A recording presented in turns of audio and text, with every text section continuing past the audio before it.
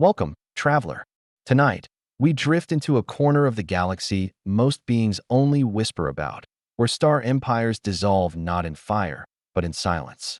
You're aboard the orbiting high chamber of Ulvaris Prime, an impossible wheel of metal, and arrogance suspended over a gas giant that glows like a bruised sun. The view is breathtaking if you like impossible pressure systems and radiation storms. Lucky for you, you're not really here. Good news, you're just here for the story, not the organ-melting UV exposure. The chamber is ancient, at least by galactic standards. 6 centuries of political theater played out under the dome of synthetic glass. Delegates drift to their pods with practiced grace. Many of them, too, evolved for gravity. They shimmer with scales, feathered crests, or bioluminescent pulses, each a glowing nod to their homeworld's evolutionary stubbornness. There are over 800 species represented in the High Council, and none of them truly understand each other. Which is why they built a circle. There's no head of the table when no one trusts anyone else. The topic today? Crisis, which narrows it down to about 72 possibilities. But this one has a title: Rebellion Among the Outer Spiral Colonies. It sounds manageable, until you remember that the outer spiral includes 38 billion sentients and 3 whole resource veins still in dispute since the acidic summit of year 6021. The chair, the current one, anyway, a gaseous being called Frux, issues the call to order by exhaling a note only 6 translators can parse without melting. A hum ripples through the chamber, the sound of preamble, and soon the holoscreens light up with incident reports, burning archives, defecting fleets, civilians taking up arms with 3D printed rebellion slogans. Some galactic historians still argue whether it began with a mining tax or a children's cartoon banned on a Gorthian moon for being culturally subversive. Either way, this isn't a minor flare-up. The Gyrith Dominion, that ever-frowning elder power, has threatened to deploy its enforcement orbitals if the Council doesn't act. Spoiler, they always act.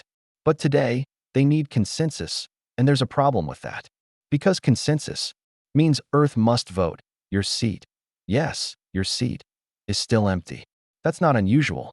Earth's delegate is notorious for being late, citing universal time zones are a social construct in one particularly awkward session about planetary evacuations. The rest of the Council waits, some impatient, some amused, some plotting how to fold Earth into a napkin-sized dictatorship before fiscal quarters end. Then the door opens. You walk in like it's a Tuesday. No entourage, no flashing insignia, just a standard gray suit and a thermos with your name sharpened on. You wave. A few members flinch. One reptilian species recoils. The last time Earth waved, it led to a trade war and several emotional breakdowns. On their homeworld, you slide into your chair. The human pod still has the smell of fresh upholstery because you only started attending these meetings again last month after a 13-year silence. Your chair reactivates, humming with holographic readouts and diplomatic protocols, most of which you ignore. Frux gurgles another sentence. Your translator catches it as Council Session Zeta 78 formally in motion. Proposal 4 to 99, initiate directive suppression Theta. In simpler terms, authorize full force against the rebels. Most heads nod. The implication is clear. The Council wants blood, but clean blood, neat, silent, no screaming across the stars. That's what they've always wanted. Quiet control. A pacified galaxy with the temperature set just right. You sip your drink. It's lukewarm. Of course it is.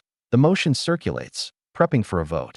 Each delegate receives the 3 sacred options: yes, no, or abstain. It's mostly a formality. Everyone already knows how the ancient blocks will vote.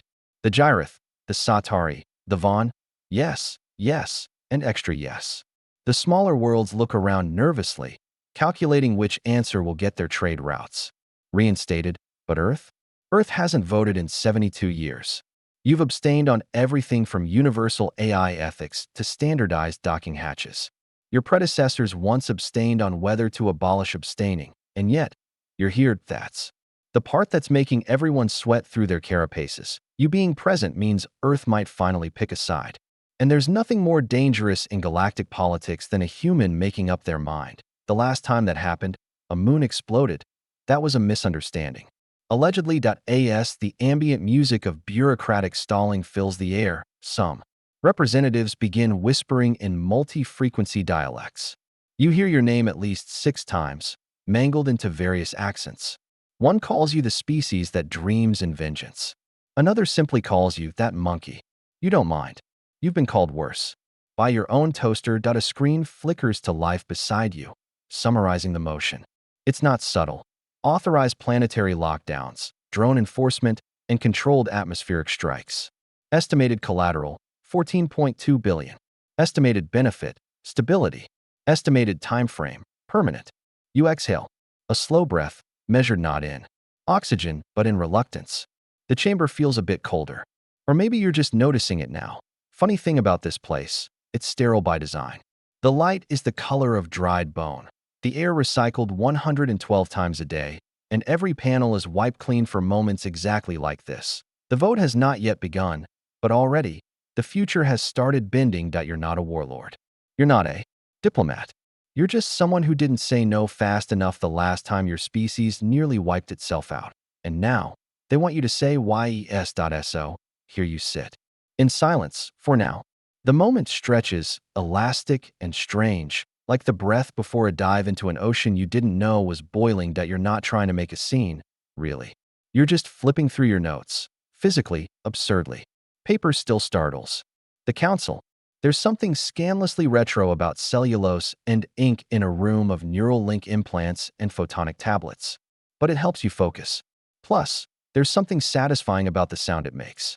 That soft flutter of rebellion. Across the chamber, Frux shifts color. His gas sack body cycles from a diplomatic lavender into a muddy, opaque blue.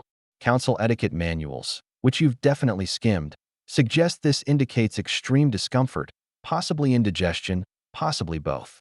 You nod at him anyway, like you just ordered soup. That's the thing about Earth's reputation. It's not just that you're unpredictable, it's that you seem to enjoy being unpredictable. You've become the galaxy's version of Schrodinger's cat, both harmless and deadly, wise and absurd. The rest of them play politics like chess. Earth, you once called it intergalactic improv night. A few of the elder species remember the day humanity was finally invited into the council, mostly because the induction ceremony was delayed by 3 hours while the human delegate argued with their ship's espresso machine. It wasn't a joke. The machine was sentient. You glance around the chamber. Even now, after nearly a century of half-hearted attendance, Earth's pod is still oddly placed, slightly off-center from the circular ring. No one has corrected it. No one wants to correct it. It's become a symbol. Earth doesn't sit where it's told, and now everyone is watching that pod, your pod, because you showed up today. And that changes the math. For all their technology, all their forecasting, all their quantum behavior models and mood scent sniffers, no one has yet figured out how to predict human action with confidence. You once passed a resolution to outlaw interstellar parking fees while simultaneously blocking a motion on war crimes. In the same breath, while chewing gum.so, the council has learned to wait. You sip again from your thermos. Still lukewarm. You make a mental note to file a complaint with the galley AI. Not that it listens. It's still mad you tried to microwave that time crystal. Terran delegate. Frux's translator chirps. Do you require clarification on the motion? You blink slowly. Oh no, I understand it. I'm just surprised. By what? That. This is even up for a vote. Murmurs spread like static. Somewhere to your left, a THRL delegate begins excreting nervous mucus. A few others shift in their seats, appendages twitching, feathers bristling. The implication of your tone lands hard. You're judging them. And worse, you're unimpressed. You lean forward. 14 billion lives to buy stability? That's your bargain. Frux doesn't respond, which is its way of responding. Silence in council protocol carries more meaning than most declarations. Around the ring, other delegates glance at their assistants, who glance at data pads, who glance at the floor. You continue, not raising your voice but deepening it, soft and slow like gravity. Earth's been watching, you say. We've seen the pattern. A crisis sparks, the council dithers, then someone gets tired of dithering and pulls out the enforcement charter. But somehow the temporary emergency measures always stick around. Funny how peace and control start to look the same when You zoom out far enough. An Olari ambassador, all crystal spines and perfect posture, leans into her microphone. With all due respect, Terran, Earth has abstained from every critical vote since admission. What moral high ground can you claim now? You smile just a little. Maybe none. Or maybe that's exactly why I'm speaking now. That hangs in the air, sharp as a solar flare. See, here's what no one likes to admit. Humanity is still the youngest child at the adult table. You haven't built star-sculpting engines or collapsed singularities to power your cities. But you've survived yourselves. Twice. That counts for something. You lean back. You're asking me to support an action that will silence rebellion through extermination. But has anyone asked why they're rebelling? The silence this time is different. Heavier. Uneasy. Because the truth is, they haven't. Not really. The outer spiral worlds are treated like children. No, like pets. By the older empires. Given rations. Monitored for disobedience. Their cultures. Diluted into digestible packages. Sold back to them as entertainment. Their languages slowly replaced by standard council code. All in the name of integration. You didn't come here to preach. But the moment asks for it.so you shrug. We colonized each other once. Back home. For centuries. Maybe it's our turn to recognize the smell. No one dares interject. Not yet. You lift your thermos again. Still warmish. This time that's fine. This is not a hot coffee conversation. This is room temperature revolution. You ask quietly, what happens? If I say no? Frux's translator sputters. Council protocol dictates that if Earth votes no, and the opposing bloc lacks supermajority, the resolution fails. And what if I abstain? The motion passes by default. You nod slowly. So Earth holds the deciding vote. Somewhere. In the council, a tail twitches nervously. Someone's eyes flash red. Others simply wait, too dignified to show their panic, but you see it. The subtle shift. The realization, you're not here to play the game anymore. You're here to end it. A pause. Then you speak. Not loudly. Not grandly. Just enough. Not yet. That's all. You delay the vote. You delay the inevitable. And for now, that's enough. Time, in the council chamber, isn't real. It loops, coils, drips sideways. You could swear only a minute passed between your last words and now, but the glow of the Ulvaris gas giant has shifted hue, meaning at least 2 planetary rotations have slipped by, and still, they wait for your decision that they've called 3 recesses. Delegates have stormed out, paced the observation spires, ordered comfort feeds from their respective cuisine drones. One ambassador from the Ventarii axis grew so agitated, it spontaneously shed its wings in protest. They're already regrowing. You, though, you've just stayed in your pod. Still seated. Still sipping. Still quiet. What they don't realize, what maybe no one ever understood about Earth, is this. Silence is your move. Somewhere in your mind, the memories return, not your own, but stitched together from Earth's archives. The slow build-up. The way this war began not in explosions, but in whispers. A data embargo here. A delayed council funding motion there. Minor species losing trade routes. Colonies stripped of naming rights. Even the term fringe worlds, an offhand categorization Earth had always found uncomfortably familiar, was a scar masked as a filing system. You recall an intercepted broadcast, a Gyrith warlord laughing in an orbital lounge, saying, if they scream loud enough, the council listens. But not to help, to adjust decibel thresholds. And it went downhill from there. Some say it started with the Gyrith absorbing the Sarthi enclaves under the guise of cultural preservation. Others blame the Vellner Code, a subclause in council law that allowed a member to manage neighboring systems for efficiency. Earth called it what it was, imperialism with better branding. But no one listened. Not then. You were just the abstaining child, remember? Always watching, never shouting. Until the shouting got so loud, even you couldn't sleep. Back then, you'd considered withdrawing from the council altogether. But your analysts, half of them were veterans, the other half poets, argued. It was better to be inside the fire and still breathing than outside the fire and forgotten. So you stayed. And now, in a twist no one saw coming, the balance of the galaxy hinges on your fatigue threshold. Across from you, a transparent-skinned diplomat begins speaking in harmonics. Your translator converts it into a pained plea. The outer colonies are destabilizing, faster than we can process. Piracy is up. Systems are defecting. The periphery accord is all but shredded. We need action. You raise an eyebrow. Do you need warfare, or do you just need the illusion of control? Another ambassador, a six-eyed mantis creature from the Qatari fold, clicks aggressively, followed by a translated retort. Perhaps Earth forgets that rebellion breeds anarchy, and anarchy never stops at the edge of someone else's border. You tap your fingers on your console, and yet rebellion also never starts without a reason. Murmurs again. Always the murmurs that here's what no one in this room wants to admit. The council has been unraveling for decades.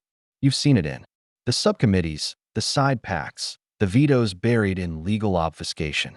Earth's diplomats call it the rod of compromise. When peace becomes so preserved it's no longer alive, just embalmed that in fact, it was your own secretary of metahistory who put it best. If you keep holding everything together by force, eventually, all you have is force. Some galactic theorists debate whether the council ever worked at all. Was it peace, or just a very ornate pause button? Did Earth join to belong, or just to keep an eye on the gods above? Today, the answers don't matter, because the council's masks are slipping and the galaxy is watching. You glance up at the central dome. Above, a view of Ulvaris' storm-racked atmosphere loops slowly, like an oil painting in motion. Lightning arcs across its pale blue stratosphere. Somewhere down there, methane cyclones swirl wide enough to swallow a continent, fitting backdrop for a dying empire. Earth, Frux hisses at last, its translator glitching under emotional strain. Do you understand the consequences of inaction? You nod. Better than most. We've studied collapse. We've built monuments on the ruins of every ideology we ever dared worship. We've tried every flavor of empire and walked away from most of them. You speak as if rebellion is noble. No, I speak as if listening is. A long, stretched pause. You almost feel sorry for them.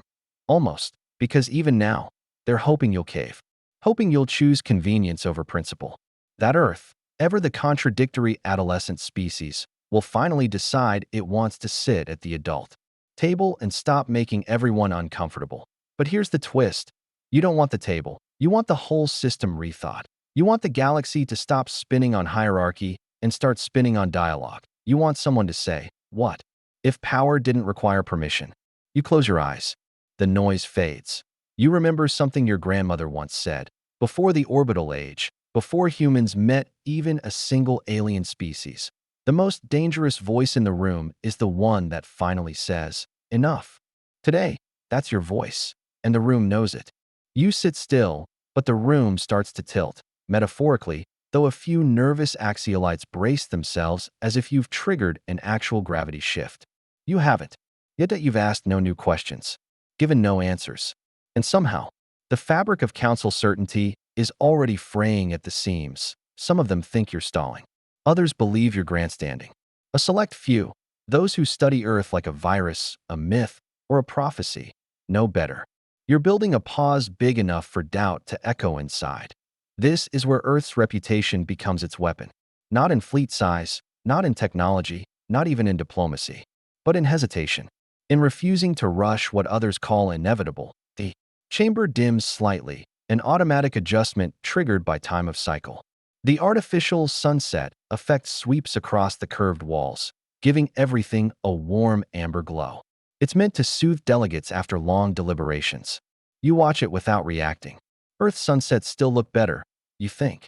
Even the polluted ones dot a soft chime signals incoming messages. Your pod filters them silently. You don't need to read them to know their tone. Some pleading, some threatening, some offering trade deals more generous than any real peace. You block them all with a flick of your finger. There's a time for conversation. Right now, it's time for watching. Delegates grow restless again. You can hear it in the subtle scrapes, tentacles shifting, claws tapping, exoskeletons flexing. There's a rhythm to discomfort, and you've become fluent in its beat.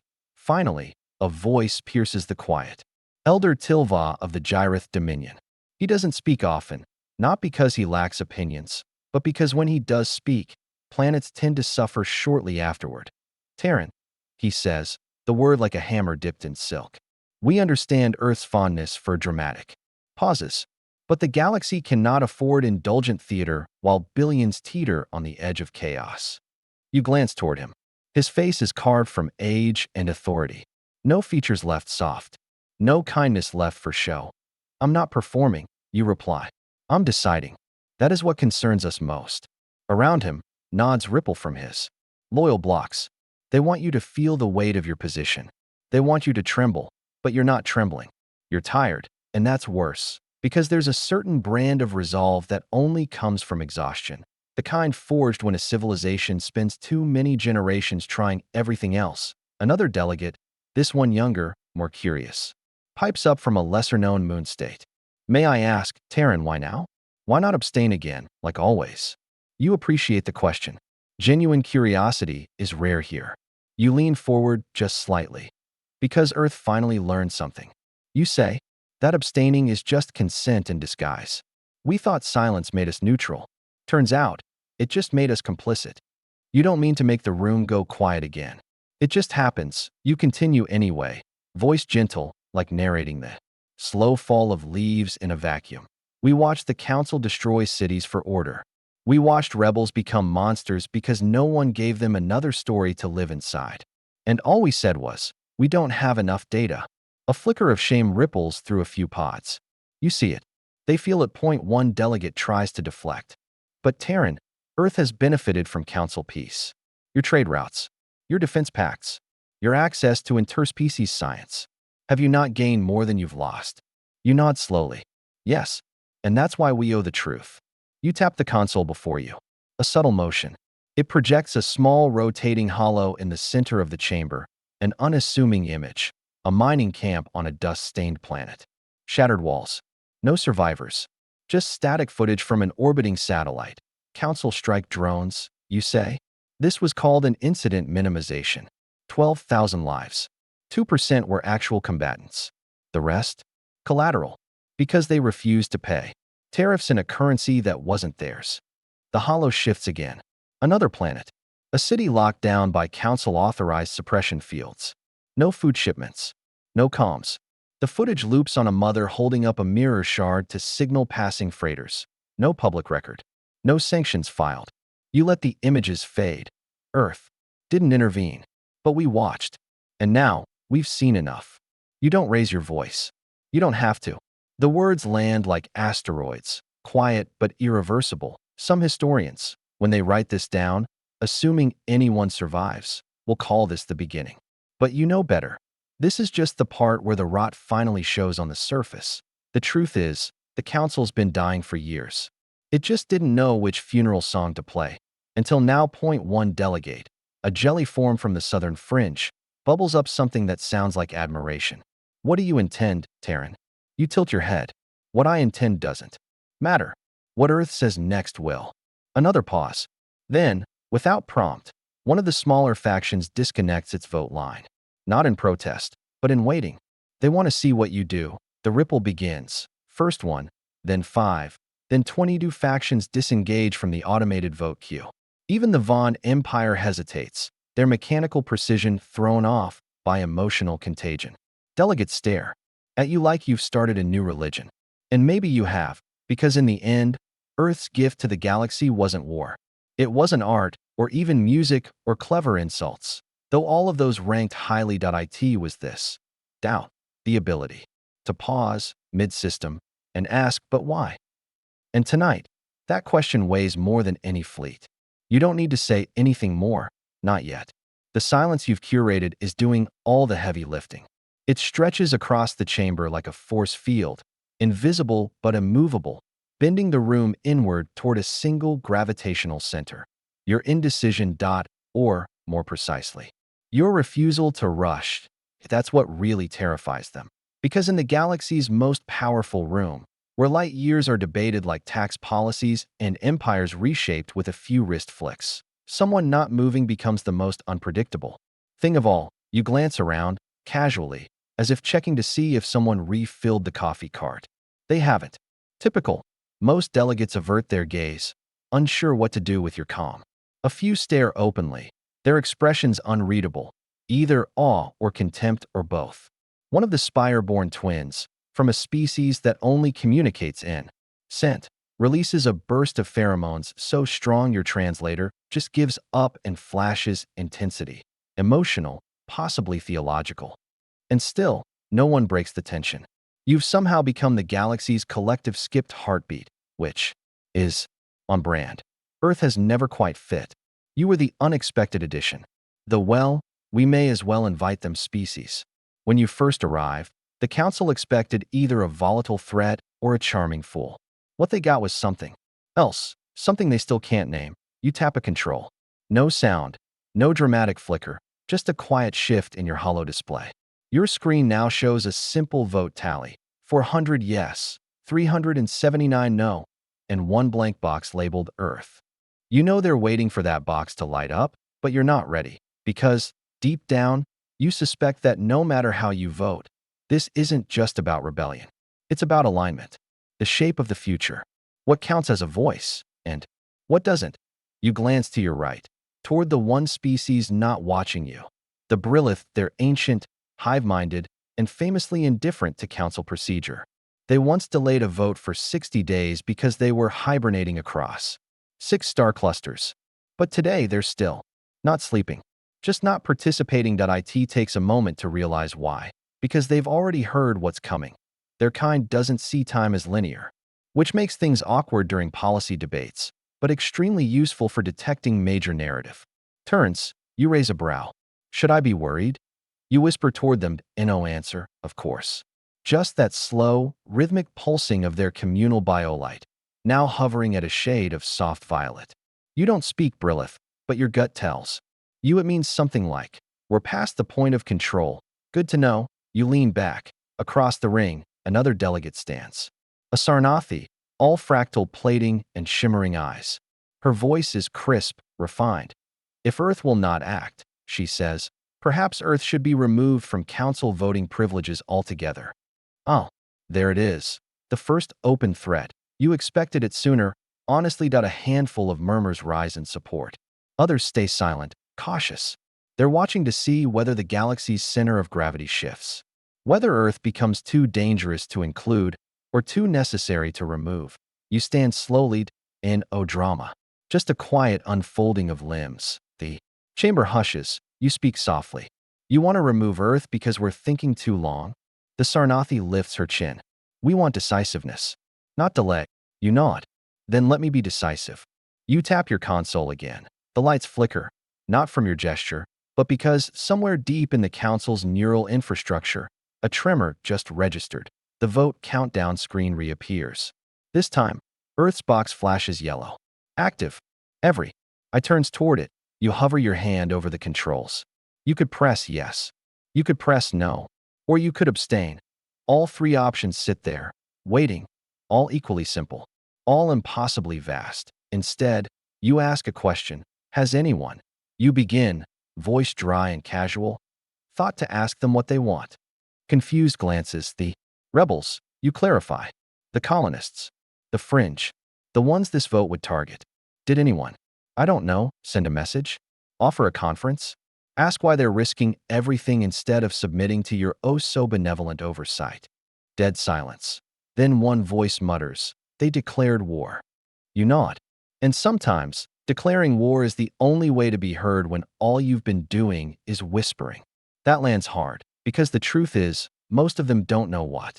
The rebellion is actually about they've read summaries, watched surveillance footage, approved blockades and negotiated terms of surrender, but they haven't listened.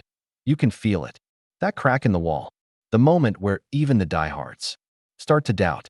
If Earth can hold the line this long, maybe it should. After all, you're the only species in this chamber with a monument in every city labeled Never Again. And the collective shame of knowing you still failed that promise more than once. Maybe that's why Earth stayed quiet for so long. And maybe that's why Earth can't afford to stay quiet now. You say it quietly, barely more than a breath. Have we tried listening? And for the first time all day, no one laughs. The words hang there, simple, naive, heretical. Have we tried listening? It's not a demand. It's not even a challenge. It's the kind of question a child might ask, standing between 2 shouting adults. And yet, In this hall of diplomacy and dreadnoughts, it lands like a gravity well. A few delegates glance at each other. Some blink. One delegate, the Umbari from Sector Eel 5, whose species communicates through subtle neural bursts, just flatlines. Not literally, of course, but her whole aura dims to a gray that roughly translates to utter existential dismay. You stand still, hands folded behind your back, giving the chamber time to metabolize the question. After all, it's been centuries since anyone here has seriously proposed talking as a primary method of galactic problem-solving. That was declared inefficient after the incident at Svolter, when a 5-day peace summit ended in a synchronized mass duel due to a translation error involving the word plums. But you know something they've forgotten. Listening isn't slow. Silence is the fastest force in the universe. It just doesn't arrive in a straight line. Frux speaks next, his voice struggling to reassert procedural authority. Terran, your words are noted. However, with respect, this council cannot rely on sentimentality when mass destabilization looms. You nod thoughtfully. You think I'm being sentimental. Are you not? You look directly at him. No, I'm being strategic. That ripples louder than a scream. A few delegates recoil instinctively, like you just admitted to holding a live grenade under your coat. Strategic. That word makes everyone nervous when it comes from a human.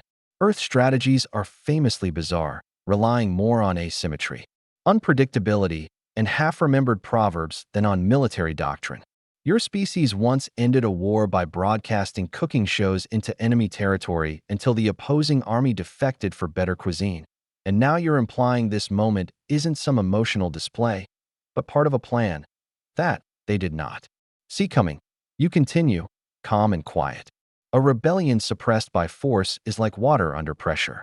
You seal one leak, 10 more spring open. That's not order. That's backlog. Listening now is not a concession, it's prevention.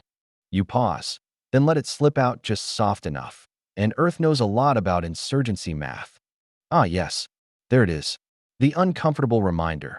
You didn't just invent peaceful protest. You also wrote entire textbooks on guerrilla resistance, psychological warfare, and what happens when a populace realizes its rulers can't pronounce their names, let alone represent them. A new delegate speaks, curious, cautious. A thin, mist-like being from a water-based world whose voice gurgles through the translation system like a tide pulling back. And if they refuse to speak?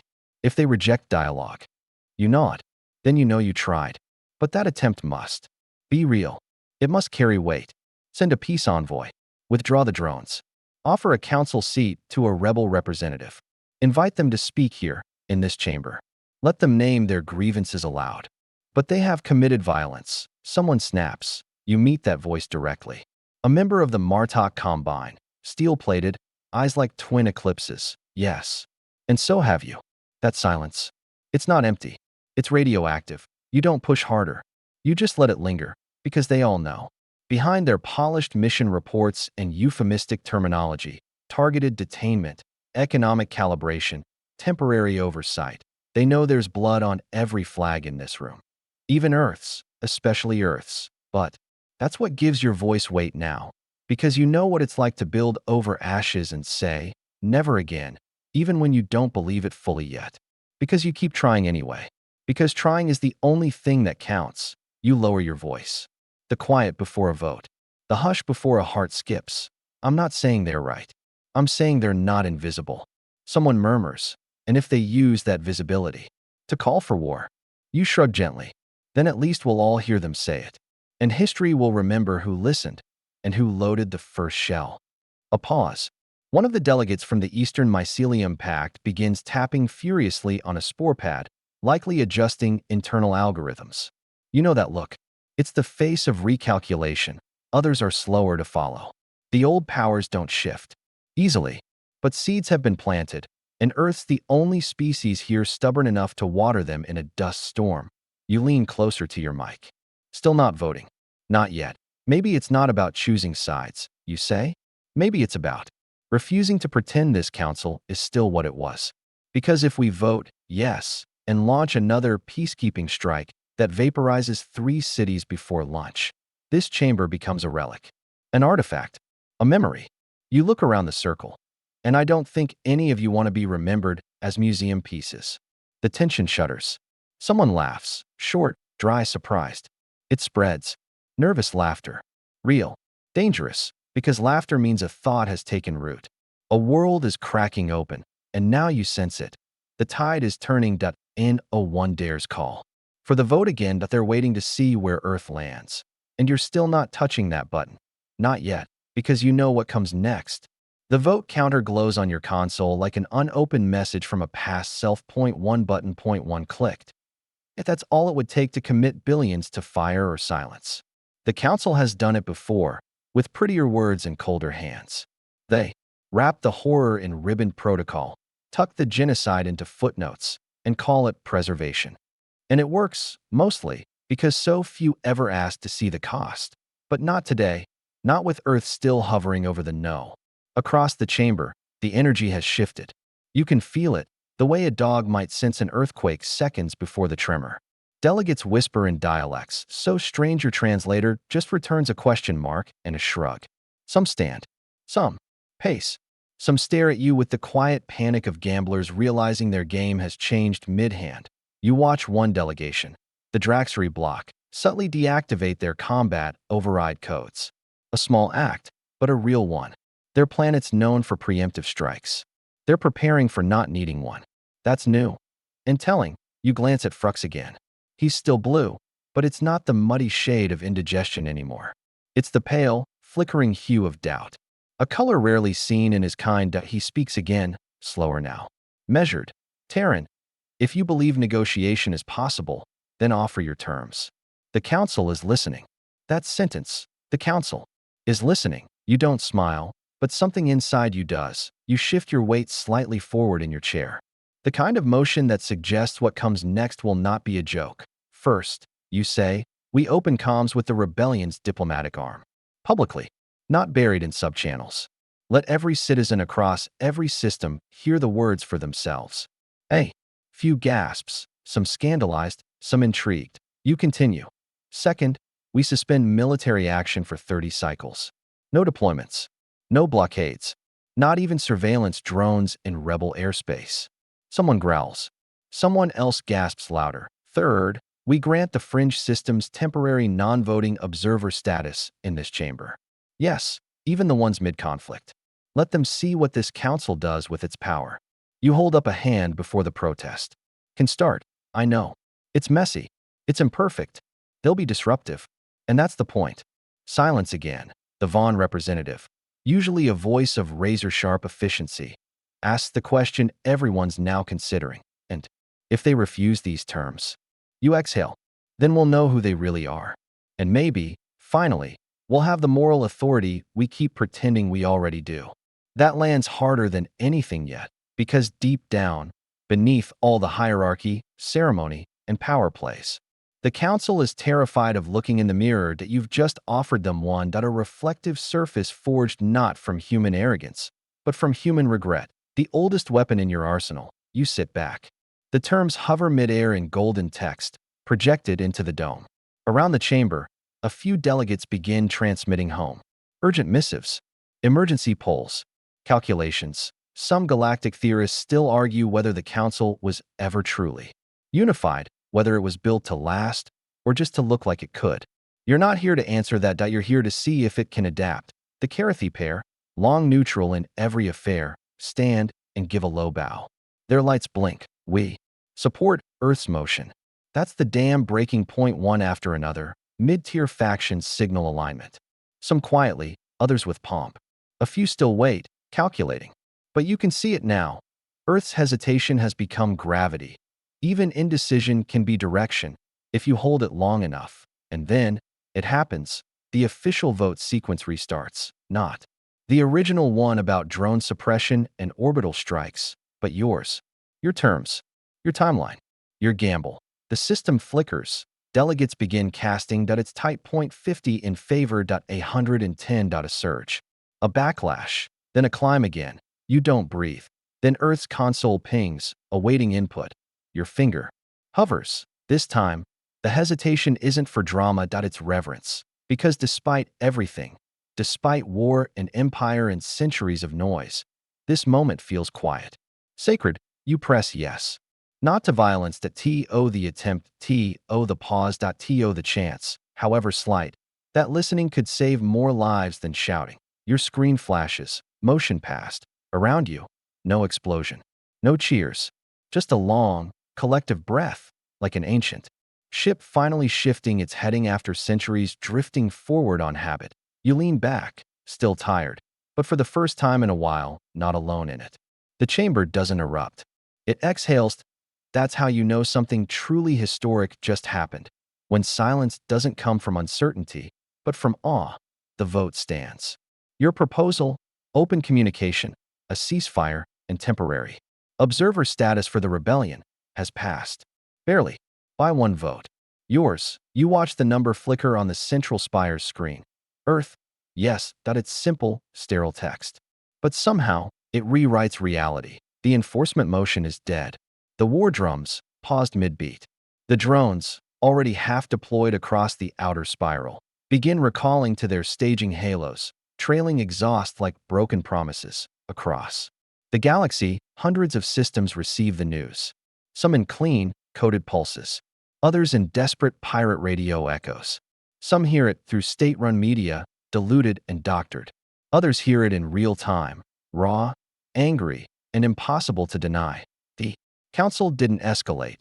The council hesitated, because Earth said no. Well, Earth said yes, to something else. But that's not how it'll be remembered. Even now, you're watching the narrative splinter that on a screen to your left, real-time feeds from Member Worlds update. Hashtags bloom like fungal spores in the data ether. Translations in progress, but you already know the gist. Hashtag humanity hesitated. Hashtag council breaks. Hashtag one vote. Some are celebratory. Some enraged. Some are already demanding Earth's removal from the council altogether. There's a petition titled Revoke the Monkey Seat. It already has 4 million signatures. You chuckle, softly. A flicker from your personal feed. A message from home. Your assistant, Javier, just sent you a single line.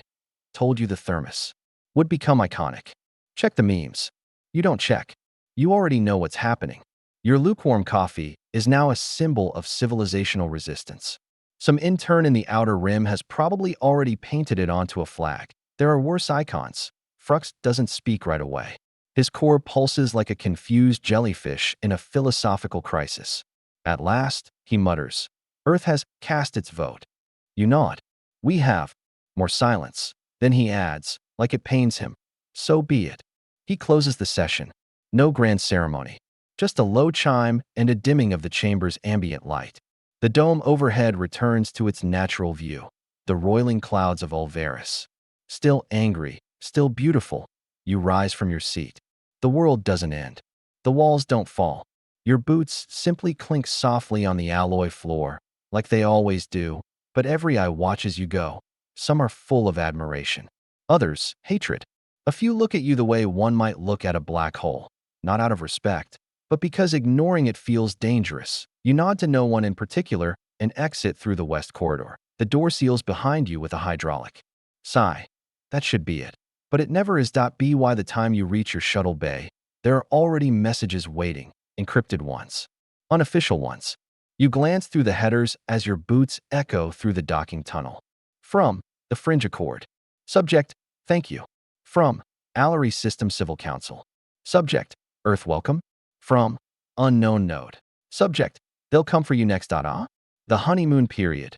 Your shuttle awaits. Standard Terran diplomatic vessel. Patched twice by underfunded engineers, smells faintly of burnt soy and government budget constraints.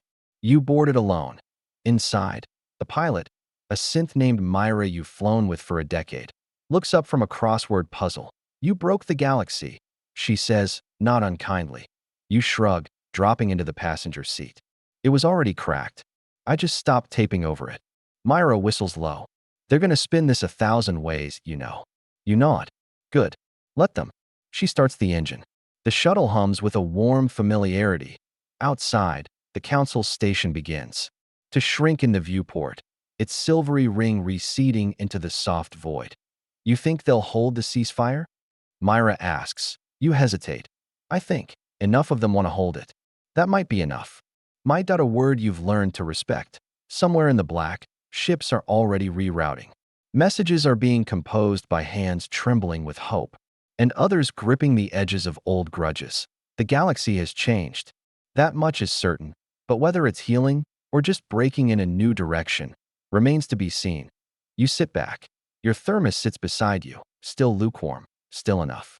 It's the smallest syllable in any language. No, but when you said it, the universe flinched. It wasn't loud. You didn't scream it, didn't write it across the stars with railgun signatures or nuclear punctuation.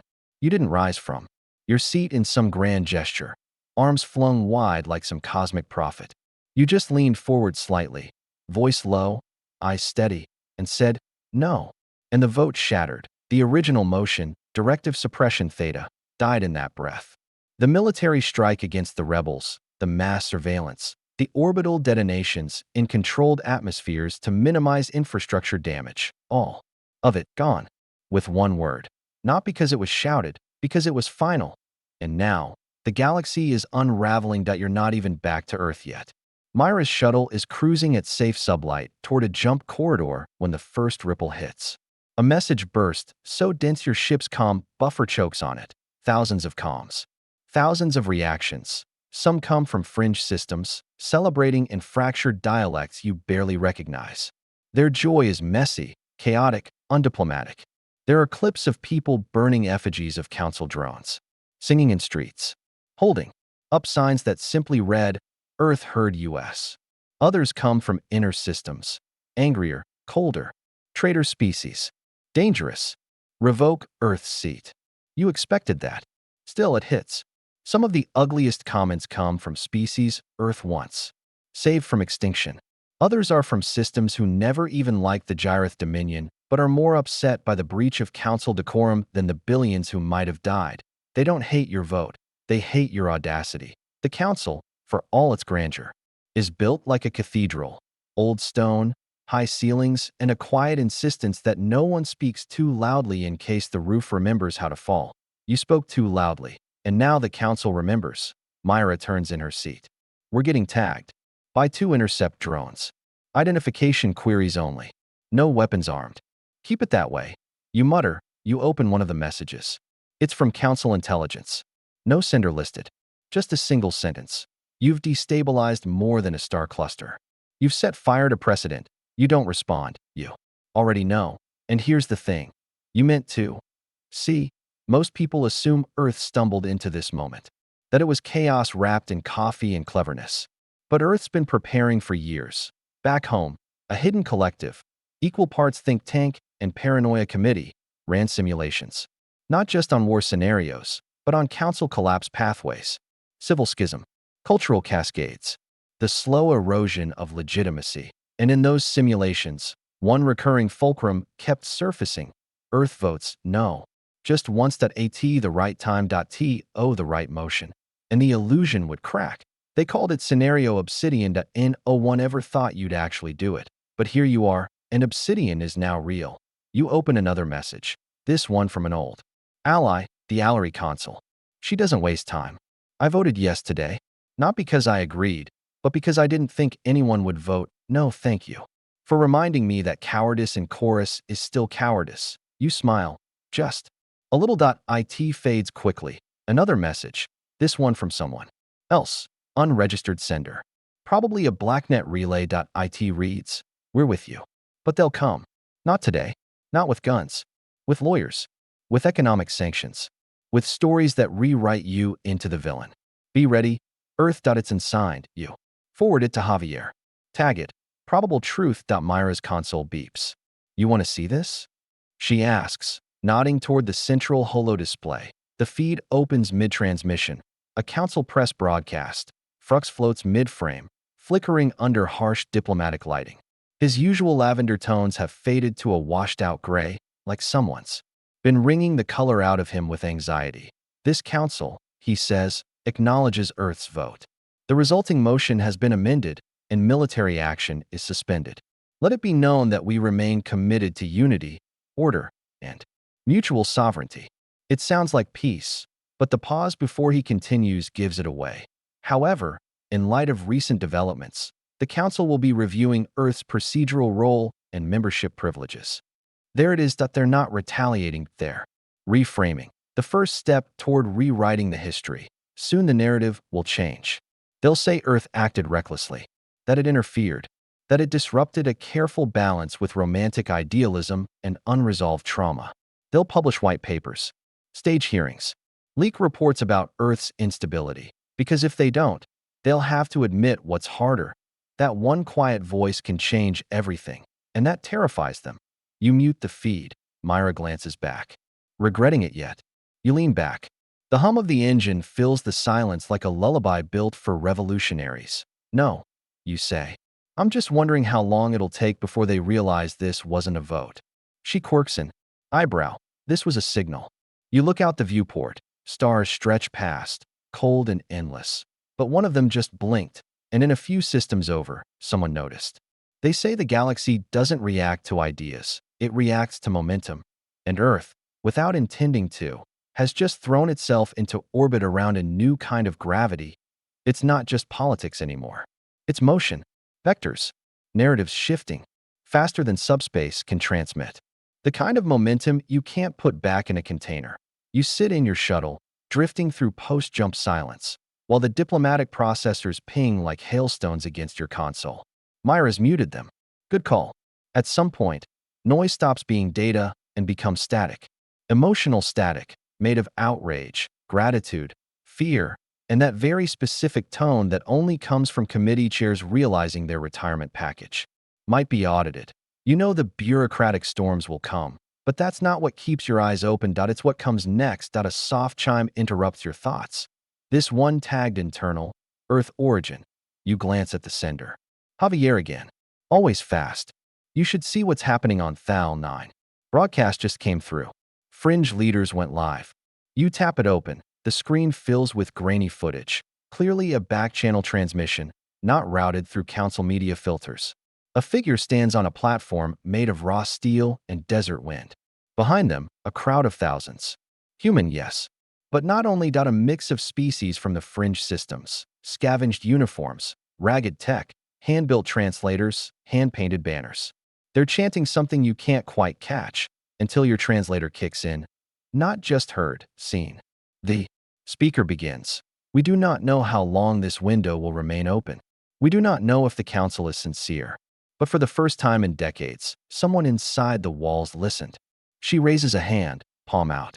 Universal gesture for pause, but not surrender. To the council, we are not your enemies. We are your evidence. That silence is not peace. That order is not justice. That loyalty without dignity is just quiet suffering. You blink. They're not calling for war. They're calling for parley. You watch the rest of the transmission in silence. No threats. No demands. Just an open offer. Talk to us. Not through envoys. Not through weapons. Through presence. It's more dangerous than any declaration of independence because it leaves no enemy to shoot at. Just a mirror. And now the council has to decide whether to look. The transmission ends. The feed goes black. You sit still, breathing in the quiet. Weight of it. Then Myra speaks, almost reverently. You flip the script. You shake your head. I didn't flip it. I just stopped reading from the old one. She chuckles. Pretty poetic for a guy who still labels his food in the communal fridge with passive-aggressive notes. I contain multitudes, you say without a pause. Then the alert light blinks red. Incoming request. Live broadcast channel. Urgent council line. Myra raises an eyebrow. You want that? You sigh? Not really. But we should hear what they're ready to spin. The screen flares on. It's not Fruxt. It's High Marshal Crana of the Enforcement Division, which is like getting a call from your least favorite uncle while he's polishing a missile. She wastes no time. Earth. The vote was irregular. The consequences, unprecedented. Enforcement Command is receiving conflicting signals from the council. I want to be very clear. You wait. She leans forward, like the camera might flinch. If your actions lead to further rebellion, the blame will be laid at your feet. You will be held accountable for destabilization. And no fringe planet will hide you from that responsibility. You sip your coffee, still slightly warm. You'd plan to reheat it. But now it just feels like tradition. You respond calmly. So noted. Crana's mouth twitches. That's all. You shrug. For now. She cuts the feed. The screen goes dark again. Myra lets out a long, slow breath. Friendly. Could have been worse, you mutter. She didn't order my execution. In 5 languages. That's progress. The truth is, you're not worried about Krana, that you're worried about what her call didn't say. Because if the council wanted you gone, they wouldn't call first. They'd isolate Earth, cut trade, rescind planetary protections, start whispering about a human problem, and eventually, they'd offer protection to Earth's allies. From you. But here's the wild card. People are listening now. Not just fringe worlds. Core worlds. Traders, archivists, former diplomats, board data clerks who just watched a Terran shut down a 1,000-year voting block with 1 syllable and a thermos. You've become a story. That's the danger, and a shield, because as long as they're watching you, they have to hesitate. Even the council isn't arrogant enough to martyr someone whose only crime was not voting for war. Myra's voice breaks your thoughts. We're about to enter Soul Channel. Earth Control wants to know if you'll be giving a statement. You pause, then smile faintly. Only if they bring me better coffee. She smirks. I'll add it to the demands list. Outside the viewport, the edge of Soul's system begins to shimmer, blue and gold, like someone poured light into a whirlpool. That you're almost home. But you know the real journey's just beginning, because the council may have paused, but inertia, that still belongs to you. Earth has never been easy to find on a star chart. That it's too small, too average. No binary suns, no crystal oceans, no gravity-defying landscapes that poets love to romanticize. Just one blue and green marble spinning in a quiet corner, tucked between bigger bullies and older giants. And yet, as your shuttle glides into Soul Channel, all systems are watching it. For the first time in recorded council history, Earth has become a reference point. Your approach has been approved, says a polite, bored voice over the comm. It's Earth Control. Still human. Still unconvinced that anything in the galaxy matters more than getting back to the lunch they just microwaved. You reply with a simple confirmation. No fanfare. No ceremonial escort. But as you drop into orbit, you notice something strange. Satellite arrays have been redirected. Civilian data relays have lit up. And every major news outlet, Earth-based or not, is scrambling to interpret what you just did, because no one expected you to say no. And no one expected the council to fold. The chaos you've left in your wake is louder than anything Earth said in generations. You dock at Unity Station, the orbital hub above the Atlantic. IT hasn't changed much. There's still that faint smell of artificial citrus in the air, the same one they've used in recycled oxygen for the past 2 decades. There's still the slightly too loud announcements about baggage claims, even though you didn't bring luggage. And the lighting still flickers in hallway C3. Ever since the budget cut 2 years ago, some things outlast revolutions. Javier meets you at the terminal. He looks exactly how someone should after 48 straight hours of media damage control. Eyes tired, tie loosened, datapad practically fused to his hand. But when he sees you, he gives a dry grin. You broke the council, he says, instead of hello. You nod. Not entirely. Just gave it an existential nosebleed. Small favors. He gestures for you to follow. Security's on high alert. Not for threats, for press. You follow him through the back corridors of Unity, uncharted spaces reserved for janitors, diplomats, and people trying to avoid being turned into a meme. Status report. You ask. Javier doesn't break stride. Allery Prime has issued a formal endorsement. The Mycelium Pact wants to open trade talks. The Fringe Accord has requested 3,000 refugee visas. And the backlash? He shrugs. Council media is calling it the human interruption. There's a documentary in the works. Gyrith Dominion has pulled its ambassador from Earth. And there's already a satirical play on the HoloNets called One Vote, One Virus. Catchy. They've cast you as a talking thermos. You wince. Ouch. Javier smirks. Honestly, the voice actor's pretty good. You arrive at the lift that leads to the diplomatic corps. The guards nod, wordless. For once, no retina scans, no palm checks. Earth knows who you are now, every bit of you. Your fingerprints are encoded into the story now. The lift opens onto the Situation Room. Inside, chaos, but well-organized chaos. Dozens of advisors monitor feeds, some galactic, some local. A large screen displays a rotating globe of council member states, color-coded not by allegiance, but by uncertainty. The majority flash orange, undecided if that's your legacy so far, not a clean break. Not a war, just hesitation, scaled up to civilization. Level. You sit. They all turn. I doubt you're not here to give orders. You're here to offer clarity. You take a breath, then speak. We're not retracting the vote. That's non-negotiable. Nods. A few sighs of relief. One advisor looks like she was holding her breath for the last 20 minutes. You continue. But we need to control the story. Because if we don't, the council will. And their version ends with us as reckless instigators who pulled the pin and walked away. Javier taps his pad. We've begun pushing the narrative of Earth as a peace pivot. The ones who forced diplomacy back onto the table. But we need more than messaging. We need proof the pause is working. You nod. What's the status? On the ceasefire. Mostly holding. A few skirmishes. But the rebel channels are reinforcing the terms. That speaker from Thal, 9? She's got traction. Like, messianic levels of it. Good, you say? Let her lead it. We'll back her quietly. Another advisor interjects. Sir, there's a movement within the council to form a new voting bloc. Middle-tier species who don't want full rebellion, but are sick of the old guard. They're calling themselves the listening chamber. You blink. That's extremely on the nose. Javier grins. You're a brand now. Sorry. The room chuckles. You let it sit. Because under the laughter, there's something else. Hope. That dangerous, ancient spark humans have always carried. The thing the council could never quite quantify. All right, you say at last. If we're going to be the galaxy's problem child, let's at least be the kind that builds its own treehouse. You stand. The room shifts with you. 0.1 vote, 0.1 thermos, 0.1 fracture in the oldest structure this side of the galactic core. And you're just getting started. You always imagined Earth's first revolution in the stars would come with fanfare. Banners unfurled across orbit, flaming speeches carved into asteroid surfaces, a dramatic swell of music as starships peeled away from battle.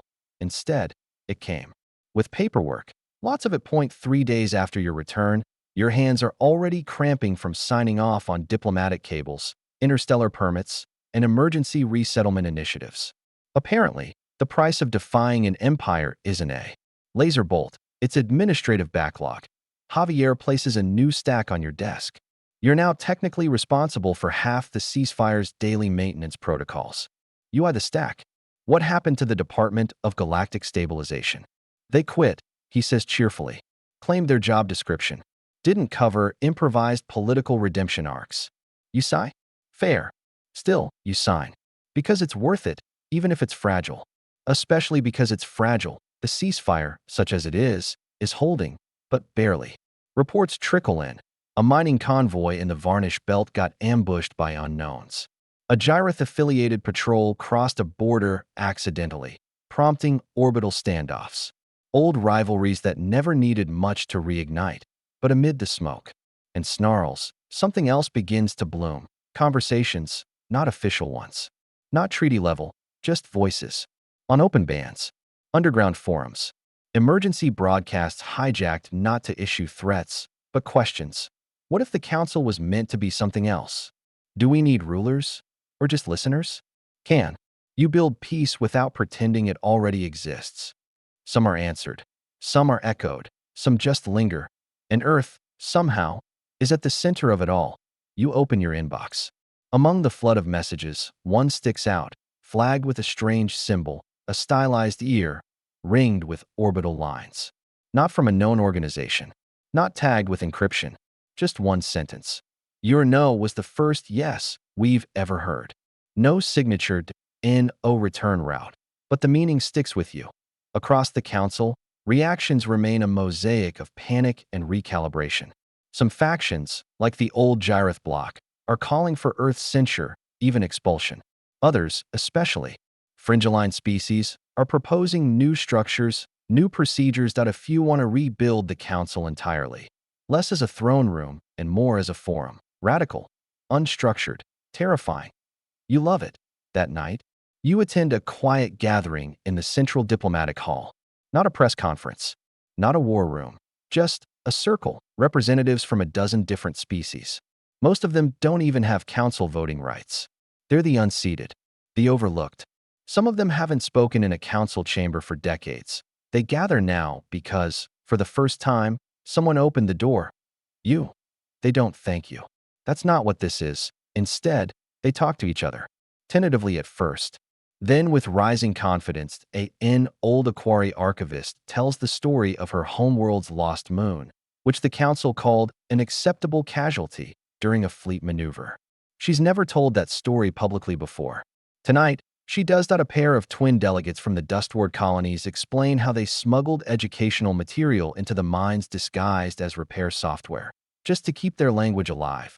And a pale, luminous entity from a low-grav methane world simply sings. A wordless note, carried across species. You don't speak. You just listen. It feels right. Later, Javier finds you leaning against a balcony rail, watching distant orbital lights blink in patterns only human eyes would call constellations. You look peaceful, he says. I'm tired. You answered. He nods. That too. He hands you a small tablet. There's going to be a vote. A real one. Some of the council wants to redefine Earth's role. Not punishment. A choice. You raise an eyebrow. What kind of choice? Remain a voting member, but also accept the responsibilities of being what they're now calling a mediatory axis world. You blink. That's a lot of syllables. Javier shrugs. Means we become the place where people go when the rest of the council stops. Working. The last honest broker. A neutral zone. A pressure valve. A conscience. You exhale, long and low. That sounds exhausting. It is, he says. But it also means they've stopped seeing us as dangerous. You consider that, then shake your head. No. It means they're finally seeing us as necessary. And that's new. You look up at the stars. A billion scattered lights, each. Home to stories you'll never hear. And maybe, finally, they'll have space to tell them. The price of one vote. Still echoing. Still opening doors. And you're just a person holding it open a little longer. The door doesn't slam open. It creaks. You hear it before you see it. Diplomatic clearance codes, emergency channel pings, and a strange hush in the control room that always follows the arrival of someone whose name isn't yet in the protocols. Unscheduled. Visitor, says the AI calmly. No threat profile matched. Travel clearance verified by 3 fringe systems. Shall I alert security? You glance at the screen. The ship is small. Scavenged hull. Modified thrusters. Painted not with a flag, but with a symbol, a listening ear drawn across a broken circle. You've seen it before. They're from Thal 9. You murmur. The AI waits. You don't. Clear them to dock.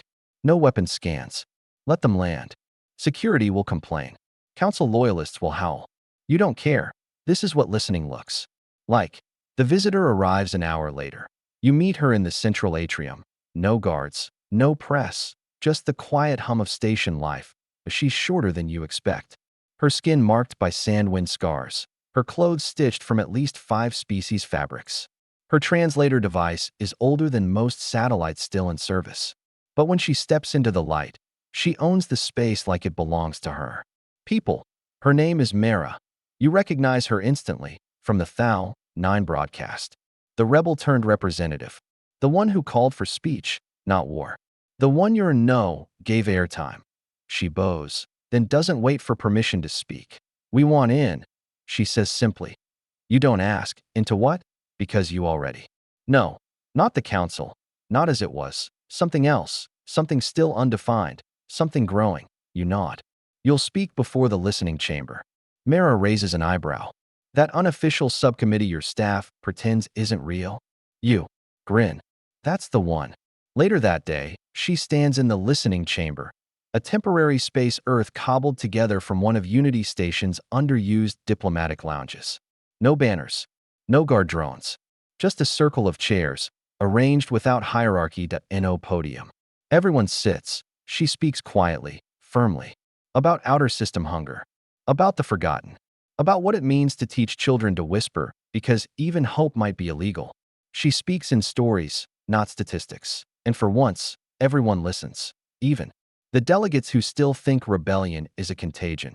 Even those who once voted for orbital strikes. Something shifts. Again, afterward, Mara finds you in the quiet corner you've carved out as a ritual now. Under the viewing dome, where Earth rotates slowly below.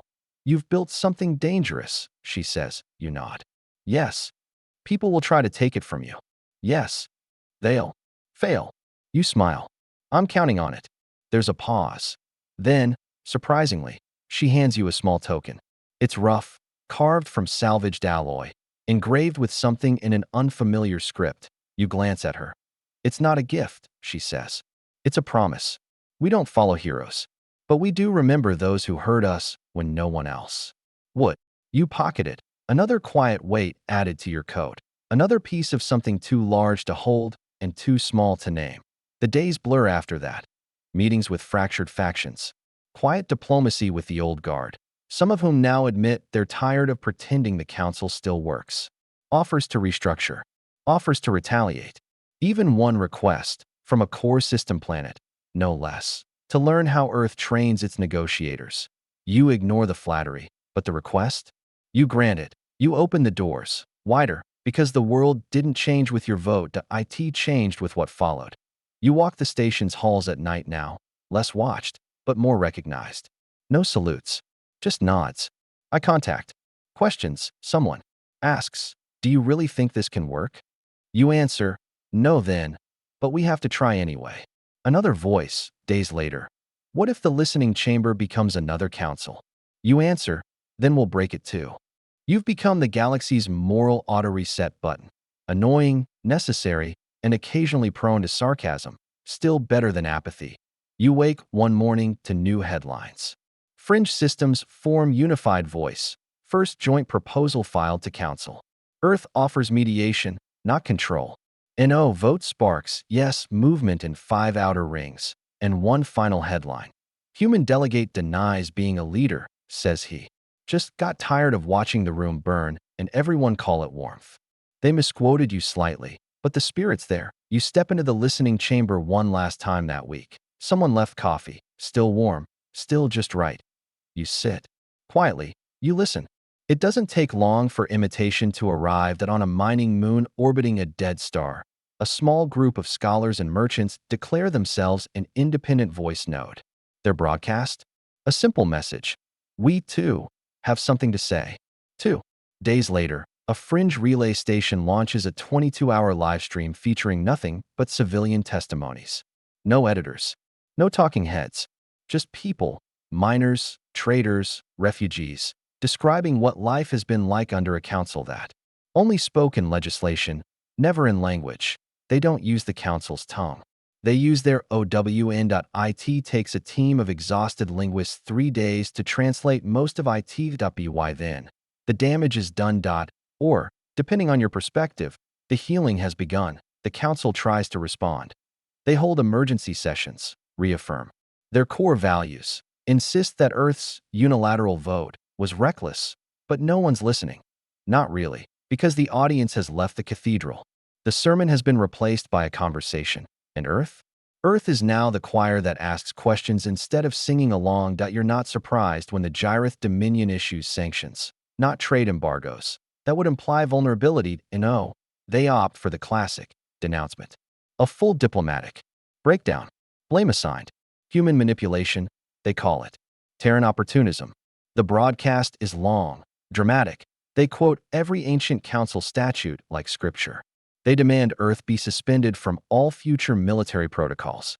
They want new voting regulations. Fewer voices, safer ones. You sit through the entire address with your mic muted and your camera off, sipping cold tea and letting the performance run its course. When it ends, your only response is a single text line sent to every major council member. If you're more afraid of questions than missiles, maybe you were never ruling, just delaying. Somewhere in the background, Myra laughs for a full 30 seconds. She's been fielding messages too. More of the quiet kind. Insiders. Whistleblowers.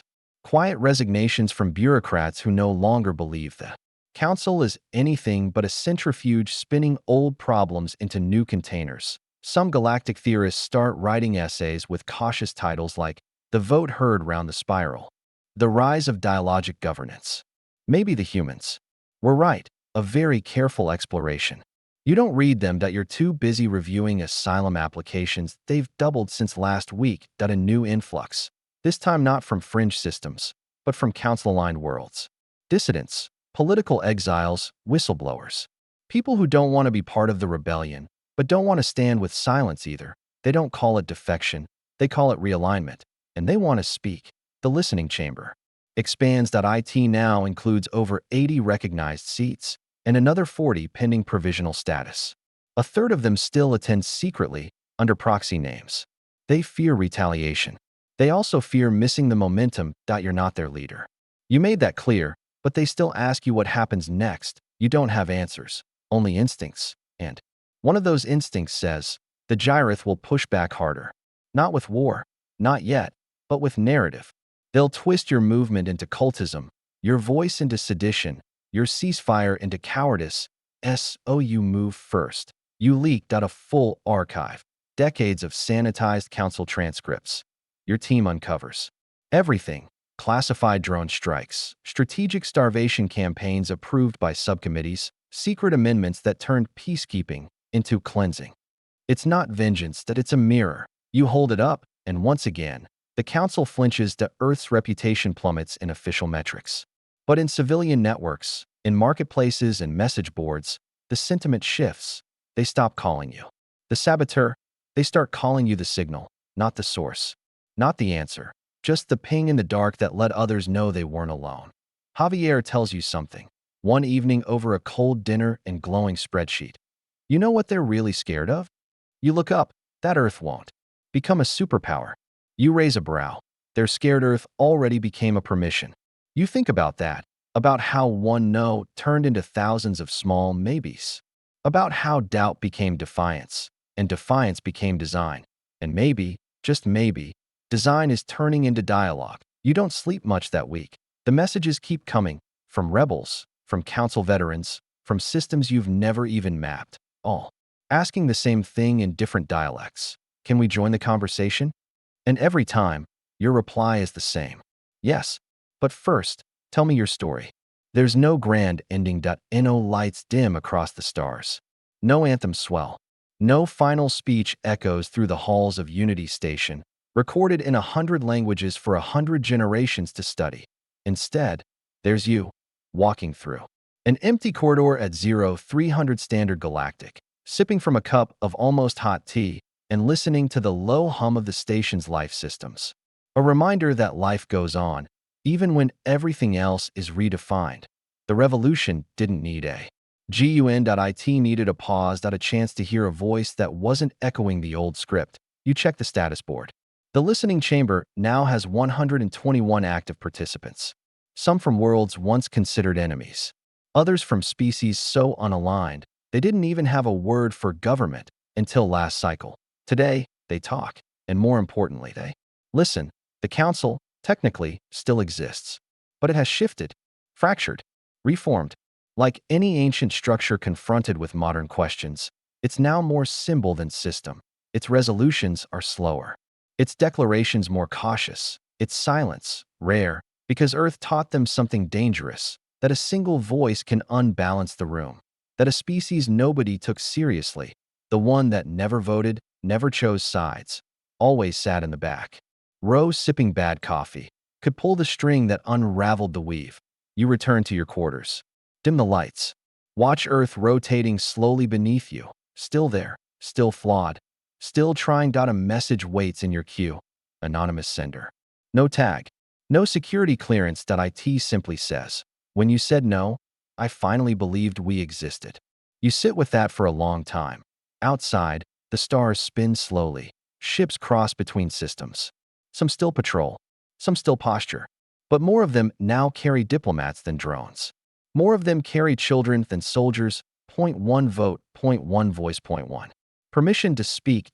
That's all it took to begin something not quite new, but no longer old. A quiet ping from Myra confirms your next appointment.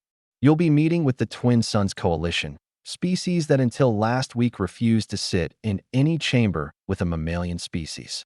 Now they're curious, and curiosity is where healing begins. You walk toward the meeting room, alone, coat trailing behind you. Datapad silent. There's no applause. No statues, just footsteps, just time. But somewhere, on a scorched moon or a floating slum or a miner's ship drifting through the edge of mapped space. Someone is speaking, and someone is listening, and someone is realizing that silence was never neutral. You didn't start the movement. You didn't end it. You just chose to be present. And from that presence, everything else has begun. Asterisk now. Close the final hatch. Let the software of the station fade beneath you. Let gravity feel light again, like it always does in the moments between purpose and pause. You did something simple. You said no. Not with fists. Not with fury. Just a quiet refusal to keep pretending that silence meant agreement. And in that pause, 1,000 voices found space to emerge. The galaxy didn't shift in a single breath. It never does. But the angle changed, just a little. Just enough for light to fall differently across old corridors, and for questions to feel less like rebellion and more like clarity that you're not a hero, that you're not even the loudest voice. But you showed up. And you chose not to sit this one out. And maybe that's what history needed most. Wherever you are now. In a quiet room, a rumbling train, or drifting through sleep under distant stars. Know that somewhere, a conversation is still unfolding, and you were the reason it could begin. Rest now. The stars are still turning. The signal is still traveling, and your name is now part of a story told across the quiet corners of the cosmos. Not as a conqueror, not as a savior, but as the one who reminded them all. Listening is not weakness, that it's the first step to waking up.